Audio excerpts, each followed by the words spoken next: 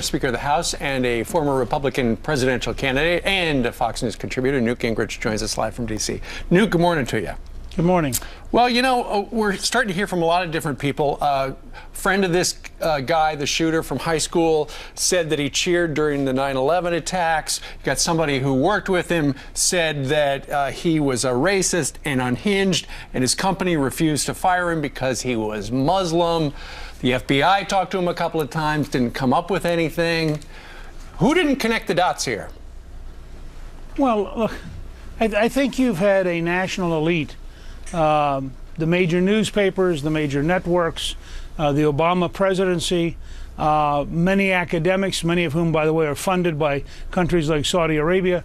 You've had a whole wave of people who've told us over and over and over again, going all the way back to George W. Bush, who said Islam is a religion of peace, and therefore to suggest that somebody who might be Muslim might be dangerous is a sign that you're an Islamophobe. Mm-hmm. People have been fired from the federal government for honestly reporting on the tenets of Sharia. People have been fired for honestly talking about the nature of the Muslim Brotherhood. So I think what you've had is a widespread, particularly on the left, and particularly with Obama and Clinton and the administration, effort to suppress telling the truth about the threats we face. For example, you could say this was a hate crime, and it was. But then you have to recognize that the Sharia calls for killing people who engage in homosexual acts. Sure. Now, that would, I mean, so if you're a true believer in Sharia and you actually understand it, I'm not talking about people who are casually Muslim or who are modern Muslim, but if you are like ISIS, of course it's a hate crime because you hate us, but you hate all of us. Right. You hate the whole West. You hate the fact that women drive and women are allowed to show on television and women can vote. And so these are hate crimes, but what people have not been willing to confront is there's a worldwide movement that hates us. Now, how do you change the law? How do you allow the FBI, for example, to use common sense and best judgment? They've been told for the last 7 years, you've got to be nice, you've got to be nice, you've got to be nice. Please don't say anything disparaging. When in doubt, let them alone. I've had very senior people in the Obama administration tell me they have to be really, really nice about the Muslim Brotherhood and about CARE because otherwise they won't get any cooperation out of the Muslim community. What we're now learning is that the tone is so bad when people see somebody who hates America, as they did in San Bernardino, where people actually thought they saw bombs, but they were afraid to call it in because people might think they were Islamophobic. Sure. This is a core argument that we're in the middle of.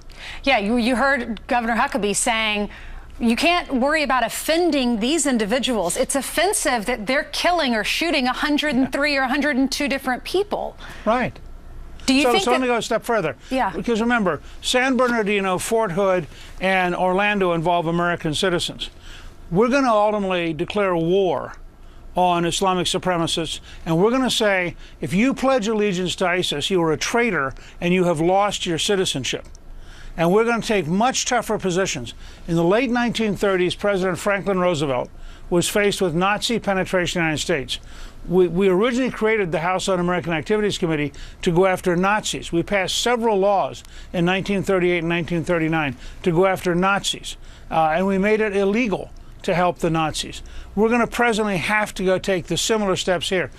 And when I watched what the president said yesterday, I mean, it made me want to cry. This is such deliberate falsehood.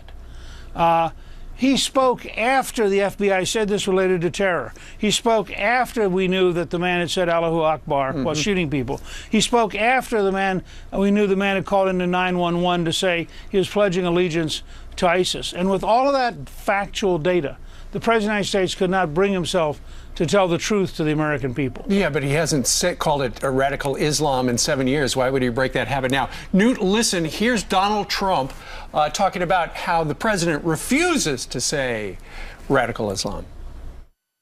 Our politicians are so inept and so incapable, and our leadership, especially at the top, is just, they don't know what they're doing.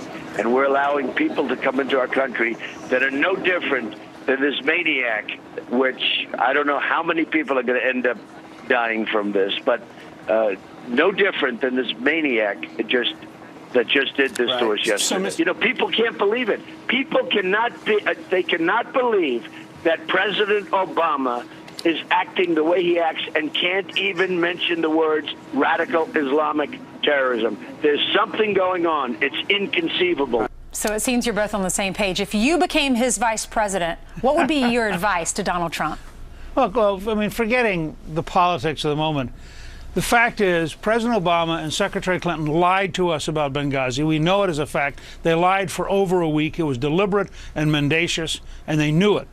The fact is they're both misleading us about Orlando, and deep down they know it. The question you have to ask is, how many Americans have to die before Barack Obama and Hillary Clinton decide they can tell the truth about the threat to the United States from Islamic supremacists?